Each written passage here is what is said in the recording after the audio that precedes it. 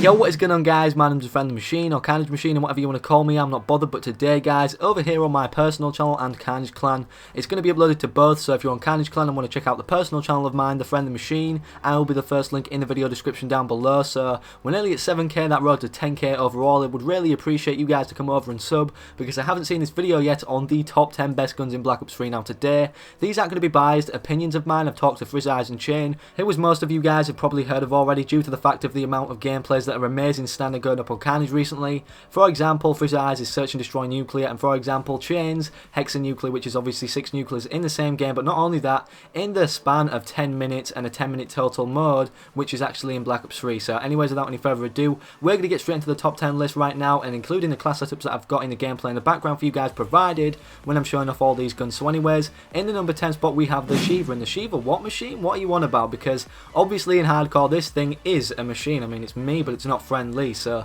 anyways, in hardcore it's a one-shot kill. In core it's always a two-shot kill. I mean, at the very longest ranges I don't think it'd ever be a three-shot kill, but obviously with high caliber, even in core, it's a one-shot to the head without the enemy being weakened. So it's a very good gun. But overall, for a top 10 list, I mean, the weapon balancing is pretty good in Black Ops 3, you have to admit already, and obviously because of the patches and stuff, they're paying attention to their game. So in a number 10 spot, it's going to be a good gun, and all of the guns in this list are going to be good, but they're not going to be good at every situation. So the Shiva, you have to be kind of accurate with these shots, and you have to land them precisely, and obviously without toughness, that's even harder in Black Ops 3 with the flinch when you get shot. So anyways, the number 10 spot is the Shiva due to the fact of the slow fire rate, but the high damage makes it very eligible for this spot. So anyways, without any further ado, that was the number 10 spot, the Shiva. And in the number 9 spot, we kind of have the same situation as the number 10 spot, obviously being having to be very accurate with the gun and obviously land all your shots, and make sure you do that in order to do the damage and kill the enemies at the same time. And maybe multiple gunfight situations this gun won't be good in,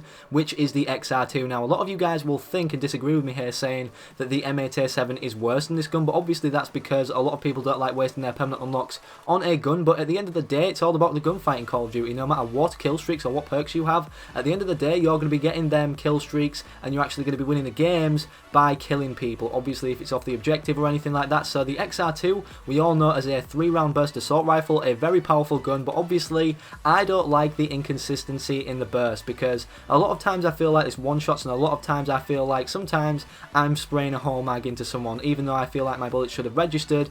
Obviously sometimes that isn't the case because of the fact it's a 3-round burst, and when you're shooting this gun it doesn't have the fastest of fire rate. Even with rapid fire, I think you'll be able to see in the gameplay in the background, because I'm using rapid fire as you guys have seen on the class setup, and the class setups won't be on screen for long. So if you guys want to actually pause the video and copy these, then feel free to do so, but that's just why I'm telling you guys, because obviously they'll only come up for like 5 seconds or even less than that. So the only final reason I can think to justify the XR2 in the number 9 spot as its rightful placement is the fact it takes too long in between bursts to actually shoot the next burst out. Obviously when you've shot a burst, there's a timing in which where you can shoot the next burst out, unless like the Pharaoh where you can hold the right trigger down and then just keep spraying and praying. But in this case it's an assault rifle, and you need to land all your shots. If not, then you're most likely going to get flinch, and you're going to get screwed over if 1 or 2 or more people are shooting at you in a situation. Obviously not 1, because this gun's pretty powerful, but you guys know what I mean. From like a guy shooting you in a 90-degree angle, another guy shooting you, you're most likely screwed. So anyways, in the number 9 spot, like I said, the XR2, and in the number 8 spot we have the Dingo. Now the Dingo in itself, it's an amazing gun in my opinion, but the only thing that hinders it is the reload time, the hipfire spread with the gun, and also the maneuverability with it, because obviously we know LMGs, I mean, they're not the best thing to run and gun with, because even with quick draw they're always slow ADSing and stuff. So you kind of need quick draw and stock in this class predominantly, but you don't really need an extended mag if you're using scavenger, especially because of the big clip size in itself. I mean, it's always good to have a big clip, but when it reloads slow, is that a good compensation? I don't think so. But at the same time, it's got good fire rate, good damage for an LMG, and it does a lot of damage, and I feel like this gun is very good overall. It's one of the most underrated guns in my opinion, but not, out of every situation in the game, the best gun to use. So that's why it's in the number 8 spot, the Dingo. And the last thing I want to say about the Dingo for why it's in this placement of a number 8 spot in this list is because I feel like most LMGs overall in this game, they don't have a very good ammo size overall, not just in the clip that you actually are shooting with, the ammo size that it holds overall in the gun. So that's in the number 8 spot, the Dingo. And in the number 7 spot we have the Pharaoh. Now the Pharaoh, I freaking love this gun. I know it's in the number 7 spot, and I know you guys will be like, well, this is really overpowered, this gun.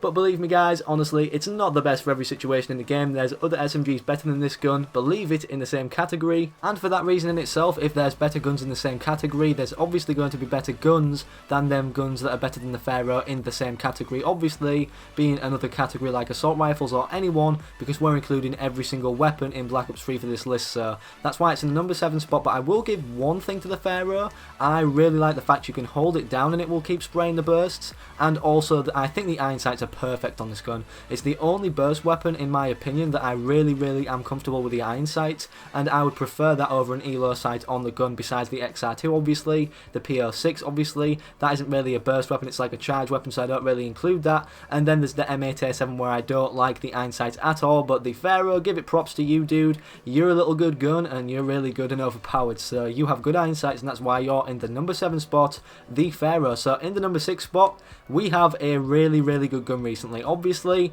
this gun's been buffed and it's really making its mark in this game. Now a lot of you guys might think this is higher, but it's the ICR 1. Now the ICR 1, in my opinion, it's got everything going for it besides the fact I feel like this gun is going clunky. I don't know why when I'm using it, but every time I'm trying to rush with it like I would with the KM44, I feel like I'm hindered to my capability of obviously not using fast hands. But obviously if you guys are using fast hands, I mean, who knows, I haven't really used this gun with fast hands after the buff. I'm rushing around going for nuclears with my scavenger, but it's got really good iron sights. It's got that one where it allows you to see a lot, where it's just like a little pin, that pinpoints out enemies, and it's really accurate. It's the most accurate assault rifle in my opinion that isn't a burst one, and also it's a really powerful gun. It's got good range and it's got good ammo capacity overall, so if you put the right attachments on this gun, it's really good for anything, because it's good at close range, it's good at long range. But besides all the good points I've given, the reason it's in the number 6 spot overall is because I think this gun needs rapid fire. Overall, I feel like rapid fire should be built into this gun because I don't feel like it shoots fast enough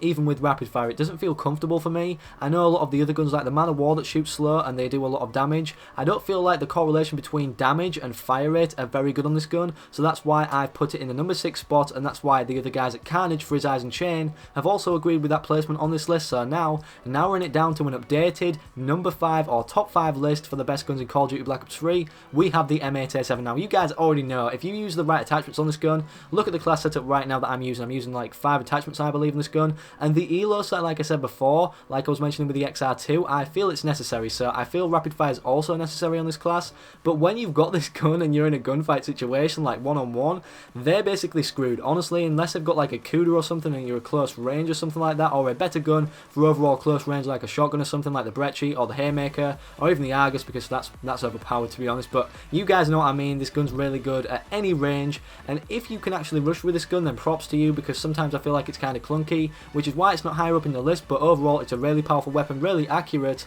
and I don't feel like it needs a grip. So overall, if you can ADS good with this gun and you can actually get your gun up quick if you're using fast hands, or even without fast hands like I'm using in the gameplay in the background with scavenger, you can do really good with this gun. And I'm pretty sure you guys already know that this gun's one of the best guns in the game because of the fact you unlock it at rank 55, which is the last rank before you prestige. So anyways, if you haven't permanently unlocked this gun already, do it, and that's why it's in the number 5 spot. So in the number 4 spot we have the Kuda. Now the Kuda, oh my freaking god, this is such a good gun. I feel like it's the MP7 of Black Ops 3. Now if you guys didn't know, in Modern Warfare 3 the MP7, it was one of the best guns in the game, if not the best gun in the game, considered by many for pub stomping and competitive, as well as the fact it competed with the ACR 6.8. Now the ACR, when I say that gun, you should freaking know already, it's probably the best gun in COD history. So anyways, that's why it's in the number 4 spot. Really, there's not much more to say about it apart from the fact it follows MP7 traits. It's got good accuracy at range, it's got good range even without the range proficiency like you could add in Modern Warfare 3. It's got good fire rate, it's got good clip size, it's got good reload time, it's got good handling, and when you maneuver with this thing and when you use the movement system to your advantage in Black Ops 3, oh my god, noobs are gonna die. So anyways, that's why it's in the number 4 spot, the Kuda. And creeping up to some insanely good guns right now in Black Ops 3, we have the VMP in the number 3 spot. The top 3 spot this is going to be, and the reason for this is because it's got an accuracy buff recently, and the attachments on screen right now, right, that I'm using, these are absolutely monstrosive on this weapon. The reason I say this, guys, is because you can see the attachments, right? We had grip, we had quick draw grip, we had stock, and we had fast mags. I feel like everything about this gun is just enhanced by the attachments I've got on it, and they were already good to start with. So naked, this gun even, I mean, it's going to be freaking good because ADSing with an SMG. Without stock, it's okay. With stock, godly. And if you can zoom in quicker, godly. If you can shoot more accurately than the accuracy buff that it's already received, godly. And if you can reload faster because you don't need extended mags because there's so much ammo in a clip, which is 40 without extended mags as it is, godly, so it ticks all the categories for me, but it's obviously not good at range. So in the number 2 spot, taking that place by a storm, we have the KN-44. Now look at this clip here. What happened? What happened there? What happened? You cannot say this gun isn't godly. I mean, it's a presser on the gun as well.